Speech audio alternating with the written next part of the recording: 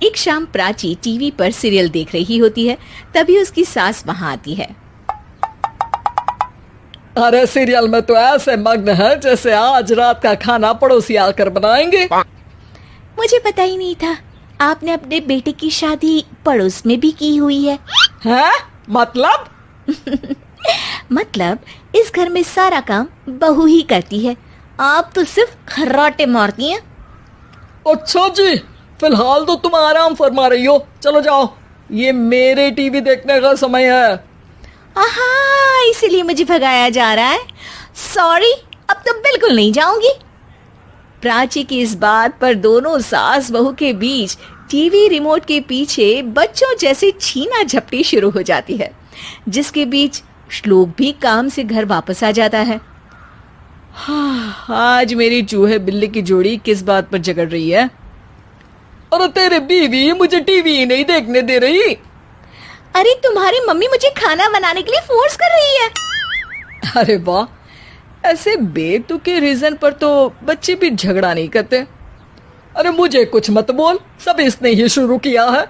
हाँ हाँ, जैसे आप तो बहुत दूध की धूली है ना। अरे बस, दोनों चुप। प्राची जाओ, खाने की तैयारी करो। और माँ तुम छोड़ो, तुम्हें क्या बोलूं, शांति से अपना सीरियल देखो, मुझे दोबारा लड़ने की आवाज सुनाई नहीं देनी चाहिए। ऐसा बोलकर श्लोक वहां से चला जाता है, जिसके पीछे पीछे प्राची भी कुछ न कुछ बड़बड़ाते हुए रसोई में चली जाती है। हाँ हाँ, सासू जी को तो कुछ बोलेंगे ही नहीं, बस मुझ पर ही हुक्म चलता है, खाना बनाओ, जैसे मैं इनके घर में खाना बनाने के लिए आई हूँ। इसी तरह शाम बीतती है और रात को श्लोक और प्राची की सास खाना खाकर सोने चले जाते हैं, लेकिन प्राची गुस्से में कुछ खाए बिना काम में ही लगी रहती है। इस घर में किसी को घंटा फिक्र नहीं पड़ता, मैं खाऊं या भूखी रहूं। प्राची कुछ देर के लिए रसोई से बाहर जाती है और जैसे ही वापस आती है तो वहां दूध का भरा ग्लास देखकर हैरान रह जाती है। फिक्र पूरी है, बस दिखाना नहीं है। प्राची दूध पीकर सोने चली जाती है और अगली सुबह एक बार फिर सास बहू का कार्टून नेटवर्क स्टार्ट हो जाता है। ये तुमने ही किया है। अरे अजीब जबरदस्ती है, मैं बोल रही हूँ मैंने कुछ नहीं किया। दोनों ने मिलकर पूरे घर को पागल खाना बनाया हुआ है। यहाँ कोई नॉर्मल इंसान तो रह ही नहीं सकता, इसीलिए अब पड़ोसी क्या रिश्तेदार भी घर आने से कतराते हैं। और सुन बेटे, तू भी चंगा, तेरी माँ भी चंगी, तेरी बीवी भी चंगी, रिश्तेदार। हाँ जी, आपको नहीं पता क्या, गंगाधर ही शक्तिमान है, रिश्तेदार ही। हाँ हाँ, बस समझ गया।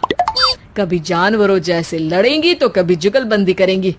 भाई मैं आप दोनों के बीच में नहीं फंसना चाहता।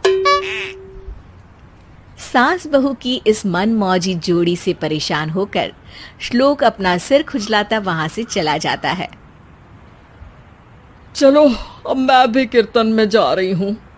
इस पर जैसे ही सास कमरे में अपना पर्स लेने जाती है तो वहां नाश्ते की प्लेट रखी देख मुस्कुराने लगती है और नाश्ता करके घर से बाहर निकलते हुए कुछ पैसे टेबल पर रख जाती है, जिसके कुछ देर बाद सिलेंडर वाला घर आता है।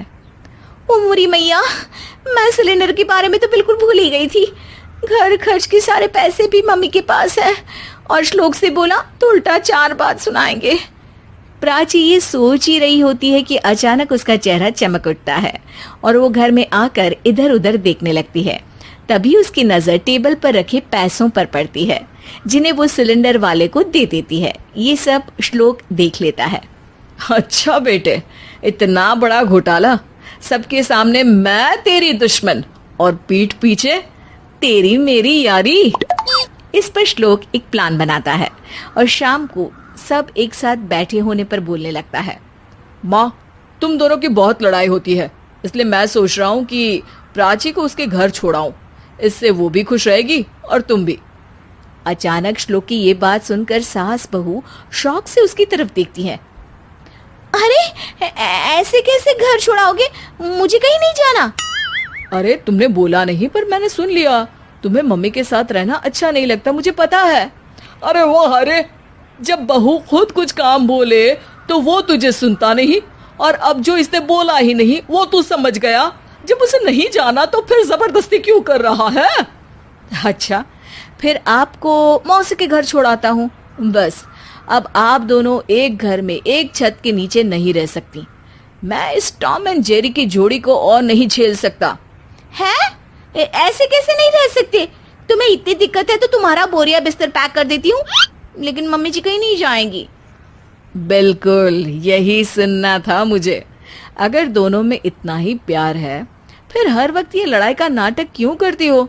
देखा मैंने कैसे माँ किचन में दूध रखती है और तुम उनके लिए कमरे में नाश्ता रखती हो, और कैसे वो पहले ही तुम्हारी दिक्कत समझकर घर में पैसे रखकर बाहर जाती है। अरे भाई, इतना ड्रामा तो डेली सोप में भी नहीं होता जितना तुम दोनों ने इस घर में फैलाया हुआ है। तू हमें टॉम एंड जेरी बोलता है ना, तो याद कर वो दोनों भी एक दूसरे को बाहर वालों की बुरी नजर से बचाने के लिए हमेशा सबके सामने लड़ते थे, लेकिन अकेले में दिक्कत के समय मदद भी तो करते थे। बस हमारा रिश्ता भी कुछ ऐसा ही है। और वैसे भी अगर सास बहू में तू मैं नहीं होती तो दुनिया वालों को कहानियां कैसे मिलेंगी?